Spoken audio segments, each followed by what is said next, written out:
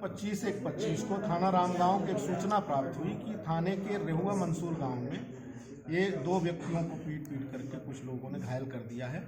उक्त सूचना पर तत्काल पुलिस मौके पर पहुंची तो वहां पर घायल अशोक तिवारी और उनके बेटे शिवम तिवारी को तत्काल इलाज के लिए हॉस्पिटल लाया गया, जहां अशोक तिवारी को डॉक्टरों ने मृत घोषित कर दिया और उनके बेटे शिवम तिवारी को उच्च इलाज के लिए लखनऊ रेफर कर दिया गया।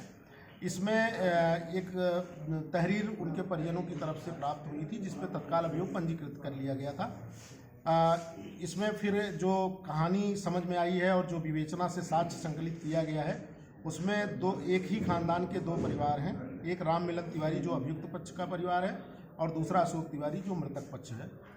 इनके बीच में कुछ जमीन का विवाद और पूर्व में अभी 1 साल पहले अभियुक्त राम मिलन तिवारी के लड़के ने आत्महत्या कर ली थी, तो उसमें अभियुक्त को ये अंदेशा था कि जो वादी पक्ष हैं इन लोगों ने कुछ जादू टोना करके ऐसा कर दिया था जिससे ये घटना घटित हुई। इन सब चीज़ों को लेकर के इनका विवाद चल रहा था। उसी में राम मिलन तिवारी और उनके परिवार वालों ने मिल करके अशोक तिवारी और उनके बेटों को पीटा था लाठी डंडे से, जिसमें अशोक तिवारी की मृत्यु हो गई थी।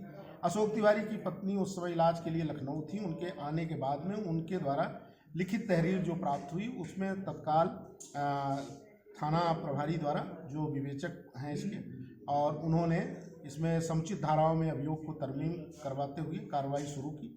इसमें जो अभियुक्त थे उनमें से 2 लोगों को आज गिरफ्तार किया गया है। इसमें मुख्य अभियुक्त है राम मिलन तिवारी और दूसरा उनकी पत्नी की गिरफ्तारी की जा चुकी है। शेष अभियुक्तों की गिरफ्तारी के लिए और साक्ष्य संकलन की कार्रवाई हमारी चल रही है। शीघ्र ही हम साक्ष्य संकलन के आधार पर आगे भी कार्रवाई सुनिश्चित। इसमें इस घटना में जो प्राथमिक जानकारी जब की गई है मौके पर जा करके, तो यह पाया गया है कि स्थानीय पुलिस द्वारा इसमें लापरवाही की गई थी।